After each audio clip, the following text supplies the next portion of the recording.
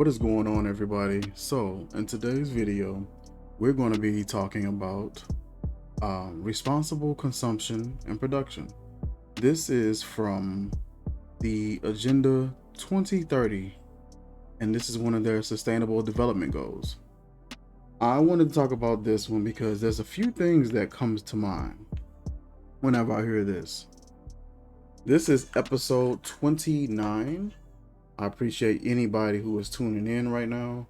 We will be uploading this to Spotify. We'll be uploading this to Apple Podcasts, Google Podcasts, Pocket Cast, Breaker FM, Anchor FM. So definitely tune in and check out this episode. Right now I'm getting my hands together because my hands are extremely ashy. I have really bad dry skin. And so I've been using this product from a company called Relevant Essentials. Relevant Essential has everything from soaps to body oils, body creams, body butters, fragrance oils, and hydrating body oils. And I think they got like some bath salts, bath bombs. She got all sorts of products. Definitely check out relevantessentials.com. I will drop the link for her website in the description, as well as her Instagram page as well. And you can check out some of her content on Instagram. Getting myself together here. All right. Agenda 2030 is a sustainable development strategy and goal that they're looking to reach. I want to say either by 2030 or start. But from the way everything has been going lately, how expedient everything is, I can only imagine this being something that will be more than likely be ready or nearly done with by 2030. Nothing is taking long anymore. Everything is expedient. Everything is quick. Time is moving so much faster than we ever imagined. And when you hear something like 2030 agenda, it does sound far away. But truthfully honest, it's not. It's only a few years. It's only a few years away. And years have not been lasting the same way. Like, years have been flying, yo. This year alone, we are already getting ready to step into our 7th month of this year. We're already getting ready to step into the 7th month. We are on the 16th. Before we know, we're going to blink and it's going to be July. People are talking about getting their bodies ready for the summer, and it's like summer was here and nearly gone. Before you know it, we'll be stepping into fall. One thing that I noticed is, I remember as a kid, the summers used to last so much longer. It seemed so much such a full feeling to the summers, and those 3 months used to feel like forever, yo. And now 3 months is just these 3 months go by so quickly. These years go by quickly. And it's all according to what we're busy doing and what we're focused on doing at that time. We have such busy schedules. We're so busy. We're so on the go, on the move, constant. And last year definitely gave us a dose of slowing down. Definitely gave us a dose of slowing down. And it definitely seemed like it was a slower year, in my opinion. It seemed like it didn't really go as quickly as some years have. We get here in 2021 and it seemed like it's back to regular programming. But enough about that. Agenda 2030 features various different sustainable development goals, things such as zero hunger, equality, peace, justice, and strong institutions, better water, better factories and infrastructure, and innovation and innovative, elements to that. Emissions free, air quality, water quality, life below water, life and life on land. I'm guessing they're looking to try to better the life underwater for a lot of animals. We've been seeing thousands and thousands of sea animals wash up dead on shore. So they have all these different sustainable development goals in place, because at the rate that we're going, with the rate that we consume, with the rate that with us as consumers, that we really don't care about all that stuff, it'll be catastrophic within a few years. There's a rate at which we simply don't care about stuff, and it is affecting things that we think don't affect us, everyday life around us, and we really don't pay attention. We really don't care about it. And so organizations have to set in place development goals that will help that. I'm grateful that there are people who think a little further ahead, but some of this stuff is caused by our own hand. All this stuff is caused by our own hand. There was someone saying that the air quality in certain states and certain cities was so much better because of people weren't really driving as much. There wasn't as much traffic. There wasn't as much foot traffic, and things just seem different. And I wish we could keep that without the scare and horror of a pandemic, but that we just have a slower pace of life in this country. That's something that I wish we could keep and that we could hold on to here. That would be amazing. One of the goals that I want to talk about today is responsible consumption and production. When I was a kid, when I was younger, I ate a lot. And I still do, but not nearly as much as I used to when I was a kid. I used to eat, and baby, it would go down. Wherever I was at, wherever I was eating, it would straight up go down.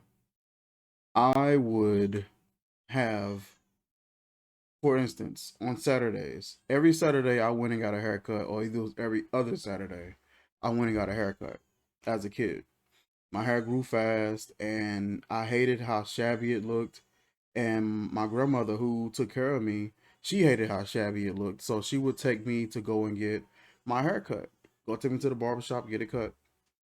There was a certain barbershop I went to in my later years. I want to say when I turned maybe 10 or 11.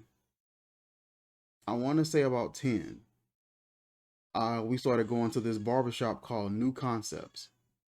New Concepts is a barbershop, salon, restaurant, nail salon, all in one. And it was pretty cool. It was pretty, it was pretty convenient for those who were there. It was the epicenter of gossip and arguments. And, you heard the guys on one side arguing and bickering and going over sports or church, religion, politics, sex, whatever the case. And you had the women in the back talking about mainly like sex, relationships, and just the latest gossip and some celebrity news as well. So I got a piece of both of those. My grandmother was getting her hair done in the salon, and I would go get my hair cut. And in between time, after I got my hair cut, because that didn't take long, I would go and work in a restaurant. Miss Dorothy and Miss Jean, they were super nice to me, and they would let me work in their little restaurant or the cafe and let me help out and things like that. Sometimes they would pay me in cash, if they felt like it. And but for the most part, if I worked, I got a free meal. I was cool with the free meal.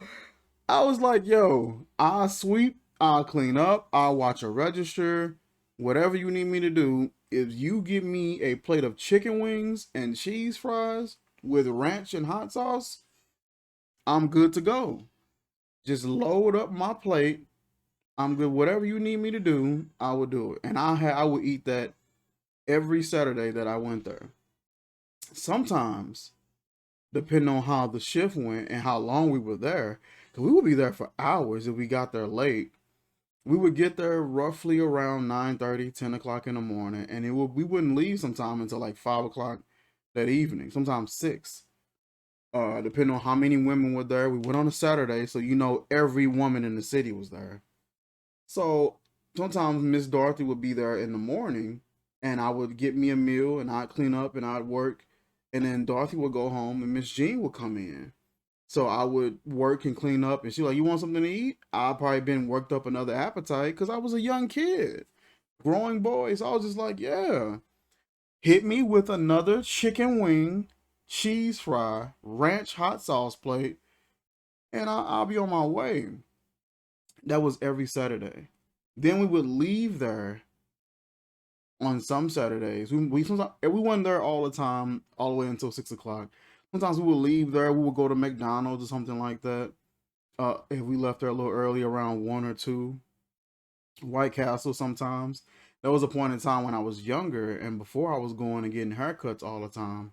I would stay home on Saturdays with my uncle and my grandfather. And so my grandmother would go and bring home White Castles. So I would eat some of that, and when I got older and realized I can get more than just a regular slider, I was like, can I get the double cheese slider with bacon and, cheese fries, and let me get a slushy too? I'm saying all this to say I used to eat recklessly. We would go and get Little Caesars, and there was quite a few of us at the house. So she would get like 6 boxes of the $5 Little Caesars pizzas, and I would literally kill probably like 2 of those boxes on my own, like over the course of counting slices. It'll equate to probably like 2 boxes.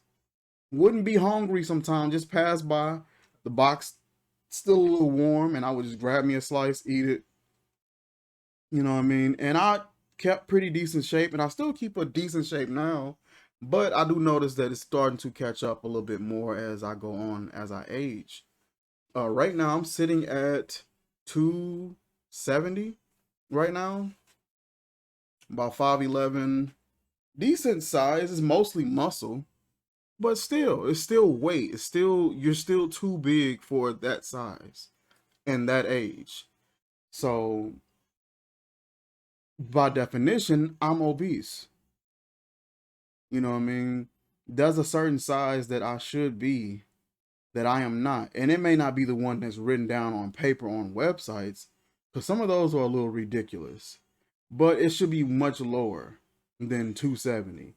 I could be at 200 and be very much so comfortable.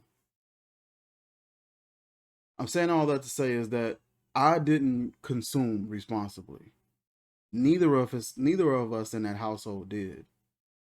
When we felt like eating something, we ate it, and we ate a lot of it. That was just how it was.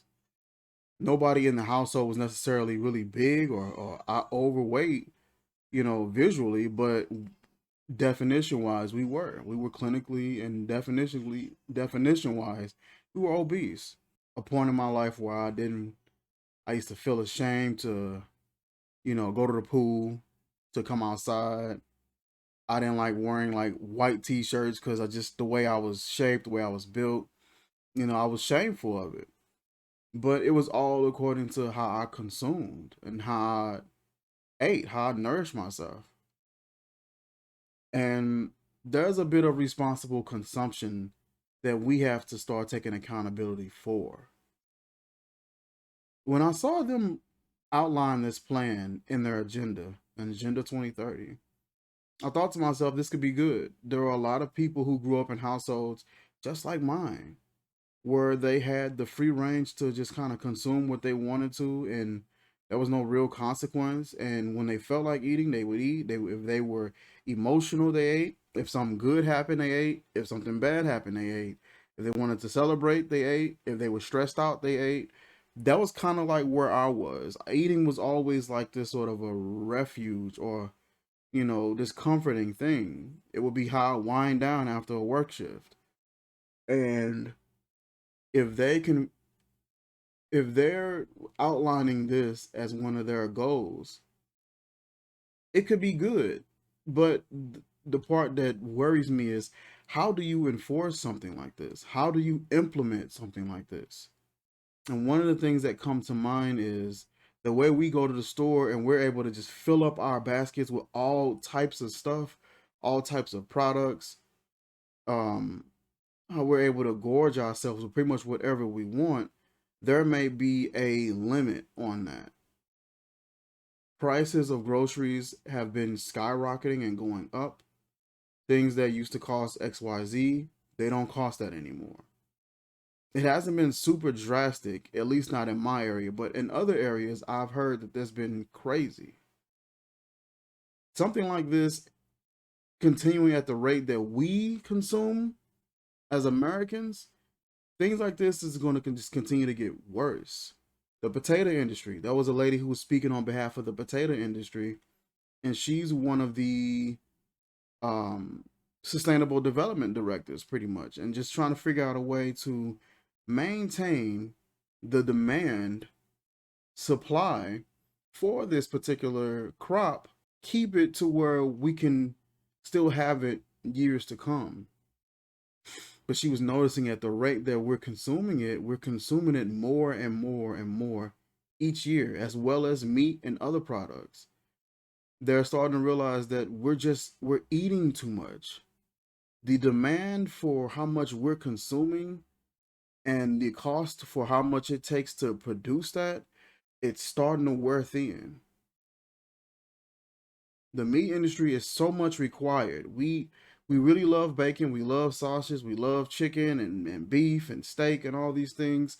But a lot of the consumers, if not all, do not care what it takes to make it. Just make it. Just get it done, get it made, put it in the store so that I can buy it and so that I can eat it.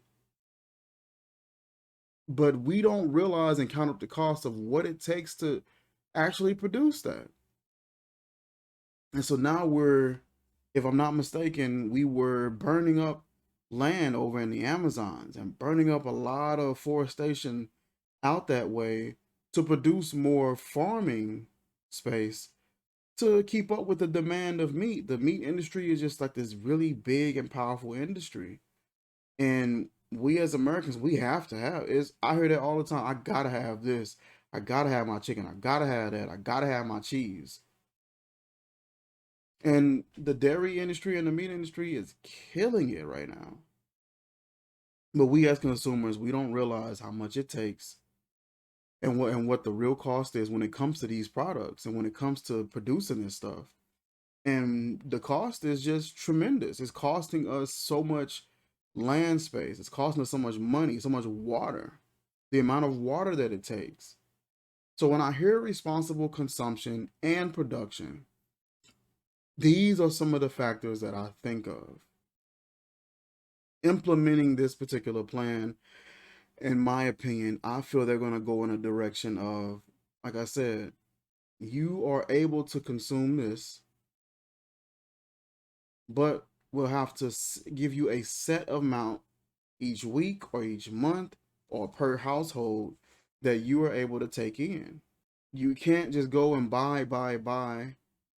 This is what you are allotted, and this is what you have to work with until the next time you are allowed more, which will cause people to be a bit more conservative with how they eat, be a bit more strategic and not as emotional, to be a little more aware of what they're eating, what they're wasting, because we do that a lot too. We eat a lot, we consume a lot, but there's also a lot of times where we just simply waste a lot. Restaurants in general, just with the way that their procedures go, sometimes they can't help it, but we waste a lot. I'm seeing restaurants throw perfectly good food away because they will never give it to anybody. You cannot be homeless and come and get any of our products or any of our food. You cannot work here and try to consume any of our food for free. You can't take anything home. If I can't sell it, nobody can have it. And so they'll throw it in the garbage. And, that's their procedures. But all of this stuff tallies in and adds up the amount of waste and consumption that we have in this country. This country is an obese country. On top of us being an obese country, we're a country that completely sells and idolizes being slim, being thin, and no fat, no body fat, or a very low percentage body fat. We idolize it, but just truthfully honest, we idolize it, but we sell food, fast food, billboards everywhere, commercials, um, ads on YouTube and stuff like that. We sell food and idolize being thin, so it creates like this cycle psychologically with a lot of people, not just the people who are bigger, but even the ones who are smaller, and it increases that anxiety and makes them and causes disorders mentally and physically. It causes disorders with people. Having something like this in place could help in a lot of ways. Those are some of the ways I could think of so far as being able to monitor consumption a little easier by controlling the amount that one can consume, by controlling how much they can actually purchase, how much is given to them. You know, something like this. I think about this mainly because one of their other goals is zero hunger.